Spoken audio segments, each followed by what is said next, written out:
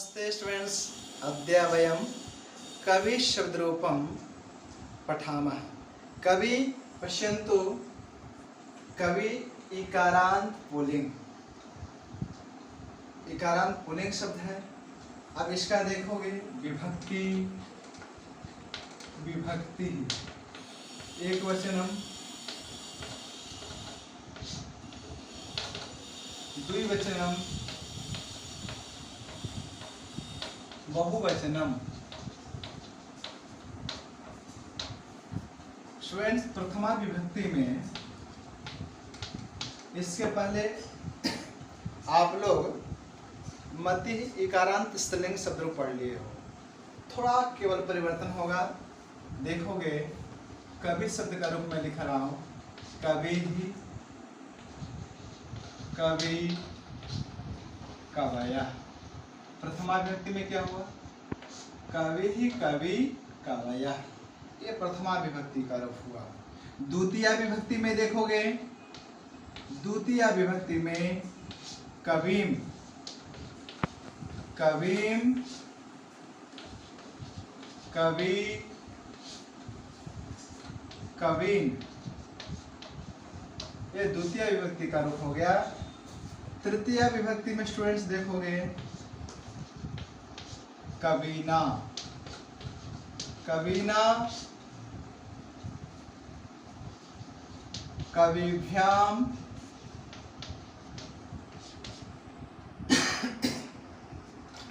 कविभिः। कवीना, कविभ्याम, कविभिः। चतुर्थी विभक्ति में कवये, कवये, कविभ्याम, कविभ्यः। अब आगे देखोगे पंचमी विभक्ति, कवेः, कविभ्याम, कविभ्यः। षष्ठी विभक्ति स्टूडेंट्स, कवेः,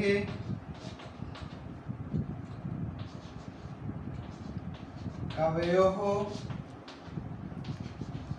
कवीनाम्।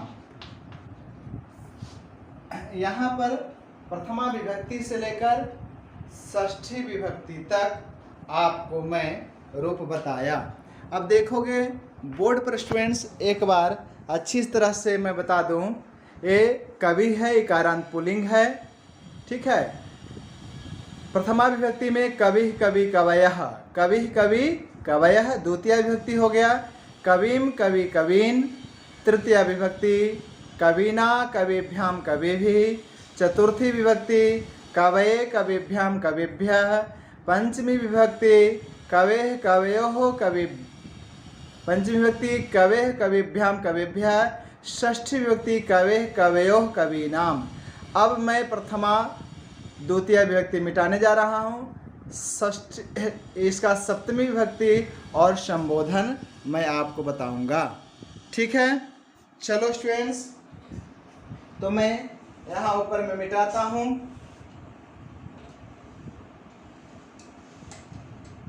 तृतीय विभक्ति तक मिटा दे रहा हूँ, ठीक है, तृतीय विभक्ति तक। अब यहाँ पर देखोगे सप्तमी विभक्ति।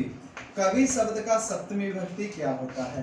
तो एक वचन में कवौ, द्विवचन में कवयोः और बहुवचन में कविषु हो जाता है, ठीक है। संबोधन, संबोधन, हे कवि, हे कवि, हे कवयः, ठीक है, हे कवयः। ये आपका कवि शब्द का रूप हुआ। स्टूडेंट्स, इस तरह से इकारांत जितने भी पुल्लिंग आएंगे कवि किस तरह आप लोग बना लोगे। जैसे मुनि शब्द है, जैसे कवि शब्द का रूप होता है उसी प्रकार मुनि शब्द होता है। मुनि भी इकारांत पुल्लिंग ही होता है, तो इसके आधार पर आप मुनि बना सकते हो। मुनि हुआ, मुनि का रूप इसी प्रकार बना सकते हो, है ना। गिरी हो जाएगा, कवि तो है ही, रवि हो जाएगा। इस प्रकार आप कवि तरह का आप रूप बनाओगे। अब चलोगे इसका वाक्यों में प्रयोग भी हम देख लेंगे। जैसे ते कवयः सन्ति, ते कवयः सन्ति, तो यहाँ कवयः का प्रयोग हुआ, ते विशेषण हो गया, कवयः प्रथमा विभक्ति बहुवचन का रूप है, ते कवयः सन्ति। कुछ वाक्य में बना दे रहा हूं समझने के लिए। कवयः कवितां रचयन्ति,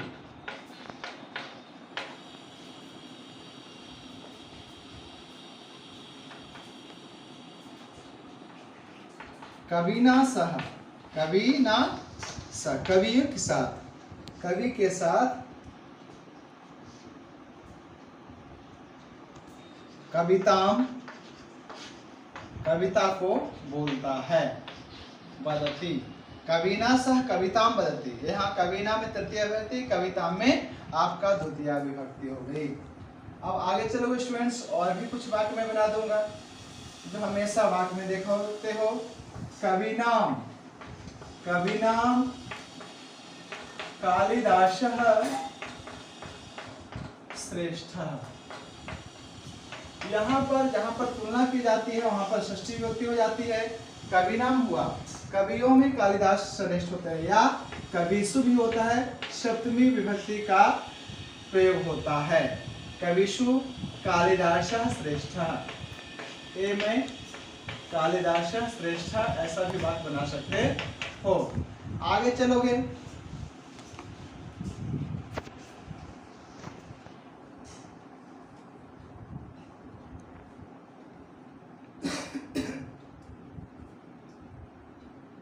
वयम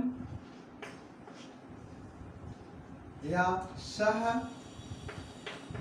कविषु, कवियों से, स्नेहयति, वह कवियों से स्नेह करता है। तो यहाँ कविषु में सप्तमी विभक्ति से स्नेह किया जाता है। तो इस प्रकार स्टूडेंट्स मैं कवि शब्द का रूप अलग अलग विभक्तियों में कुछ वाक्य बना दिया। अब जो दूसरा शब्द रूप बताने जा रहा हूं वह है वारी। कौन सा शब्द रूप हम लोग पढ़ेंगे? वारी। वारी का अर्थ होता है जल। ये वारी है, बारी, ये बारी का अर्थ होता है जल, पानी, और यह इकारांत है, अंत में इकार है, इकारांत, और यह शब्द नपुंसक लिंग का रूप होता है, नपुंसक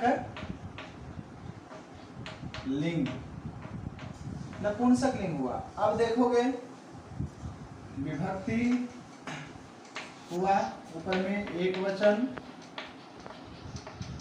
द्विवचन, और यहाँ पर बहुवचन दे दे रहे हैं। ठीक है। प्रथमा विभक्ति में स्टूडेंट्स आप लोग जानते हो कि जो प्रथमा विभक्ति का रूप होता है वही नपुंसक लिंग में द्वितीय विभक्ति का भी रूप होता है। तो देखोगे प्रथमा विभक्ति का रूप क्या होता है? वारी, वारिणी, वारिणी। यहाँ पर ध्यान से प्रथमा विभक्ति का रूप देखना है। वारी, वारिणी, वारिणी। यहाँ पर ही समझना है कैसे रूप होता है। यहाँ पर यदि समझ लिए तो आपका प्रथमा विभक्ति द्वितीय विभक्ति हो गया, और आगे आसान है, ज्यादा दिक्कत नहीं है। यहीं पर समझना है वारी, वारिणी, वारिणी जो प्रथमा विभक्ति का रूप होगा वही द्वितीय विभक्ति का भी रूप होता है। तो द्वितीय विभक्ति में वैसे ही लिखेंगे जो प्रथमा विभक्ति का है, वारी, वारिणी, वारिणी। ठीक है। अब तृतीय विभक्ति में देखोगे, तृतीया, तृतीया में हो गया वारी ना, वारिना। और द्वितीय तृतीय व्यक्ति बहुवचन में जो मूल शब्द है वारी उसमें भ्याम लगा दोगे, वारिभ्याम। और यहाँ पर वारी भी, ये तृतीय विभक्ति बहुवचन का रूप हुआ। चतुर्थी विभक्ति में चलो स्टूडेंट्स, चतुर्थी विभक्ति में वारिने, वारिने। यहाँ पर जैसा तृतीय व्यक्ति द्विवचन का हुआ, चतुर्थी में भी वैसा ही होगा, वारी भ्याम। यहाँ पर हो जाएगा वारी भ्या। आगे चलोगे पंचमी विभक्ति, पंचमी विभक्ति में वारी नह, वारी भ्याम। और यहाँ पर वारी भ्या, वारी भ्या हुआ। अब चलोगे षष्ठी विभक्ति में, षष्ठी विभक्ति में देखोगे तो शब्द हो जाएगा वारी नह, वारी णोहो, वारिषु। ये वारी नाम हो जाएगा, वारी नाम, दीर्घकार हो जाएगा, वारी नाम। वारिना, वारिणो, वारिनाम। सप्तमी विभक्ति में देखोगे स्टूडेंट्स, वारिणी, वारिणी, वारिणोः, वारिषु। एक और रूप है वह है संबोधन, संबोधन, हे लगा दोगे। जो प्रथमा विभक्ति का रूप है वही रूप आपको दे देना है, इसमें कोई परिवर्तन ना। ऐसा वारी का वारे एक आरांत भी कर सकते हो, नहीं तो वही रूप दे दो जो प्रथमा विभक्ति का रूप है। हे वारी,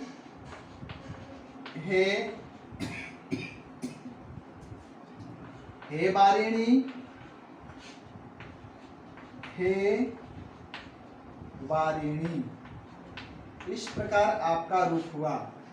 इस संबोधन का आप चिन्ह दे दोगे, ठीक है। हे वारी, हे वारिणी, हे वारिणी। वारी का अर्थ होता है जल, और वारी की तरह दधि का भी रूप चलेगा। ऐसे दधि है ना, दधि यानी दही, दधि का भी रूप इसी तरह से चलेगा। जैसे वारी का होता है उसी प्रकार भी आप दधि का रूप दोगे, ठीक है। जल का पर्यायवाची शब्द वारी हुआ, ठीक है स्टूडेंट्स। तो आज मैं आपको दो शब्द रूप बताया, एक आपका कवि जो इकारांत पुल्लिंग हुआ, और दूसरा वारी इकारांत नपुंसकलिंग। इसको अच्छी तरह से आप लिखोगे, बार बार बोलोगे, सुन लेना जो मैं उच्चारण किया हूँ, गलती नहीं होनी चाहिए, और वाक्यों में प्रयोग करने का प्रयास करना, ठीक है स्टूडेंट्स। धन्यवाद।